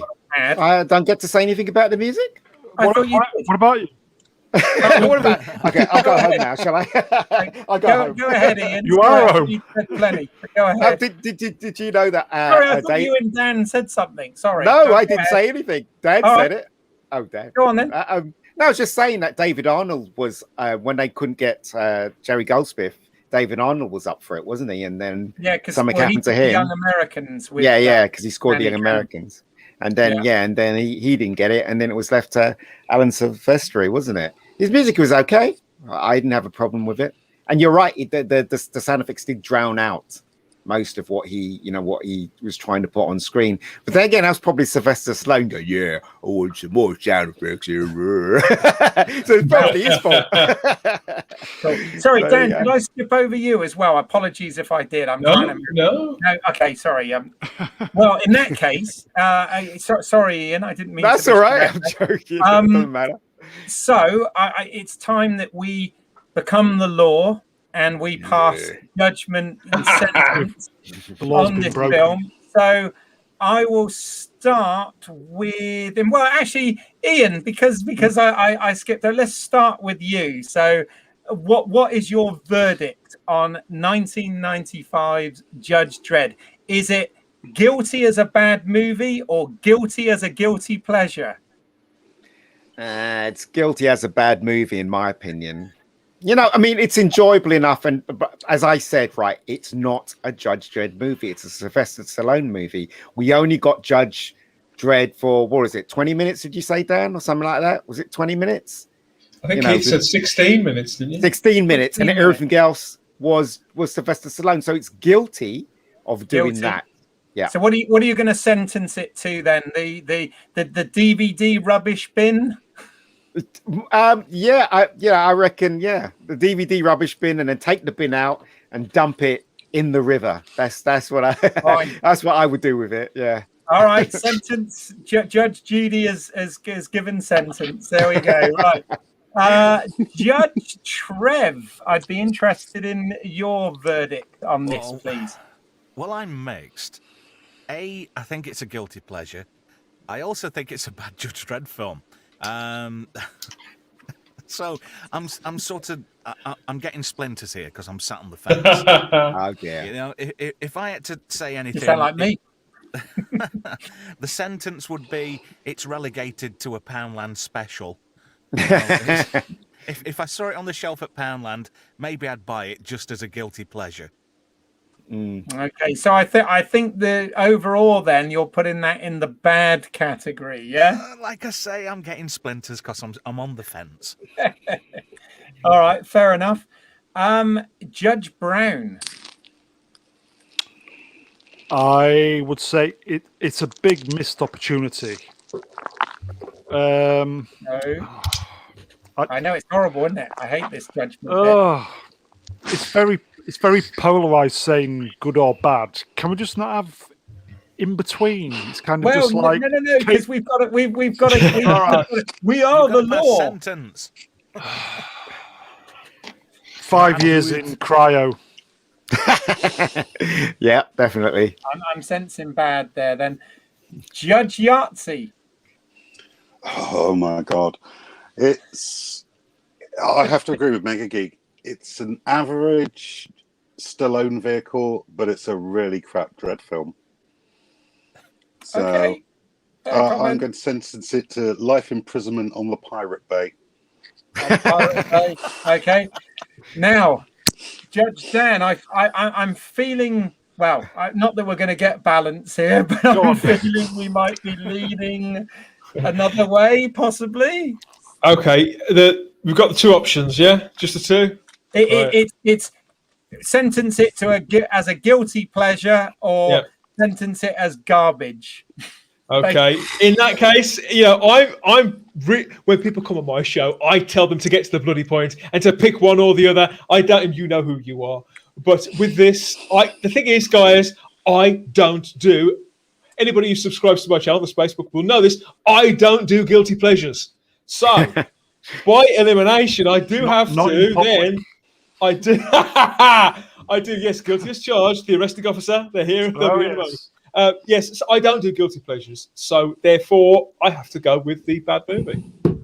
Oh my God. Okay, so that's five have voted it as, you know, the garbage. Go on, Keith. Go on. I'm really sorry. I like it. Oh no! I like it too, but you design the categories, buddy. Oh, Keith, you're so forgiving. Well, I think everybody's point is totally valid. It's definitely flawed. It's more of a Stallone action movie than it is a true adaptation of Judge Dredd. I accept all of that. But even rewatching it, you know, I liked it when I was in my 20s when I saw it the first time round at the cinema. I revisited it this week to prepare for this and to do the review. And I've got to say, was I entertained? Yes. I can see see the faults with it, but I think that the design behind it and the craftsmanship in it was enough to win me over. Stunning. It's a guilty pleasure. I'm sorry. I'm going to. Yeah, but even you have to admit that you weren't into the comic book. That when you knew about Judge Dredd was because of that film. So that's the difference between you and the rest of us. We all knew what the Judge Dredd character was, and they didn't give it to us. So that's why we have this opinion, and you have that opinion. You know? No, that's fair. That's fair. And hey, all opinions are valid. So yeah, exactly. Court is adjourned for Don't say that. Don't say that in a real court. All verdicts aren't valid. The judges want it. Well, let's not even go there. But yes. So that being the case, I want to give everybody the opportunity to promote any work that they've got coming up or where people can find them. So let's look at our guests first. Judge Trev, anything you want to promote? If people want to get in touch, where can they find you? Or you can abstain if you don't wish to. Lingering around Mr. Brown's channel. He pops up now and again, yes. Yeah, don't want to be on Mr. Brown's channel. Mr. Brown's channel, fair enough. We will get to that. They'll catch him eventually, won't they? Exactly. Judge Trev, we really appreciate your input tonight. Cheers, Trev. So that's cool. Judge Yahtzee, what about you? Is it the same deal? Same deal. I'll be hanging around the chat on Mr. Brown's channel and causing a general nuisance of myself on Twitter. You can come on any time, Rob, by the way. Question, though, Judge Yahtzee, is when and where are we going to be able to see the finished Judge Dredd cosplay costume? I'm hoping to have that finished by the beginning of July. So I'll be putting that on and taking a few pictures once it's done. Yeah, I think it should come on when you've done it. Yeah. So we'll find that on social media. Yeah.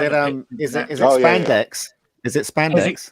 Leather. No, it's the 2012 armor. So it looks fantastic. It looks fantastic. It's the real deal. Judge Brown, where can people find your channel and more of your work? Just Mr. Brown Alliance. We're doing our 100th stream tomorrow, so if anybody's available, I know. I assume Mega Geek will be on Saturday night, chewing the crud, as it were. Dan, you're invited if you want to come on. Anybody, if you want to come on, feel free. It's 100 streams of talking crap. So there you go. Okay. And what name's that? And that's at Mr. Brown Alliance. Is that right? Yeah, I think normally we do 11 p.m., but I think we're going to do it a little bit earlier tomorrow, maybe 9 or 10. We don't know yet. It'll be around about those hours. I think we're going to go for about 3 hours tomorrow. Just chew the fats, as it were. Okay, fair enough. Judge Mega Geek, tell us about your work and where they can find it. Well, everybody knows I'm the law. I got a channel called the Rebecca Gold Channel, which has my web series, an award-winning web series. Award-winning web series. I also have one film on there, I think. Actually, no, I don't have any films in there anymore. They're all they're all unlisted because the main film that I had, which I own the copyright to, got taken down by YouTube. So I was scared that they were going to take the rest of the movies down. So I put them on unlisted. So if you want to see The Killing Zone, which is a really good movie, my very first movie that I made, Bad Day, if you want to see that stars Keith Isles. He's one of the stars in there. And Fallen Angels, just message me on Twitter and I'll give you the links so you can watch the movies. And they're entertaining movies, not as good as Sylvester Stallone's Judge Dredd, but they're entertaining. And that's at the Mega Geek, is that right, Ian? Yeah, that's your handle? Yes, at the Mega Geek, which is my my Twitter handle. So please check it out. Excellent. Dan Hadley, probably going to need about 20 minutes here because I know you've got loads going on, right? I did have until recently. I'm just reeling from the fact that Ian has missed the opportunity to do the Mega City Geek gag here. You need to up your pun game drastically. I'd have been all over that like a rash. But yeah, anybody who listens or watches my content will know, no cheap pun goes unnoticed by me over at the Spacebook channel on YouTube. Had a bit of a break over the last 3 to 4 weeks because I had a massive technical meltdown at the Spacebook HQ, which I can sort of laugh about now, kind of. But we are back soon. So we've managed to keep content on the channel, new content, once a week whilst we've been going through this. But we are due back very, very soon. That means more with Keith, Ian, and the Rabbi on Hard Drive, which is our off-road sci-fi and fantasy podcast, stroke vodcast. So don't miss that. Talking about the Orville and anything else that we fancy. And it's definitely not safe for work, depending on where you work. So there's that. If you're a Doctor Who fan, there's loads of Type 40 content on there. Type 40 is the whole brand of Doctor Who stuff that I make. There's videos, there's podcasts, interviews, reviews, more of that on the way. What else? And there's Teleport. Yes, the Blake 7 podcast. That's due back to when I get around to recording them. But yeah, it's all coming soon. So subscribe to the Spacebook. And you can hear more from myself and a couple of these fellas. And yeah, everybody's invited on various shows at some point or another. The people I know, the people I don't. And yeah, thanks for your time. Thanks for the invite, Keith. I've really enjoyed it. No, that's good. Well, you've done it for me enough times, and there's some really good content there that you've produced, and you definitely made the most out of the lockdown, I would say, over the last year, and created a lot of really interesting content. So please check that out, guys. So I want to thank all the guests today, but I also want to thank all of the people who contributed today with comments in the live chat, and all the people who watched, even if you didn't comment. I really appreciate that. Obviously, if you're here on the channel, Home Media Minefield, then please do check out some of the other work.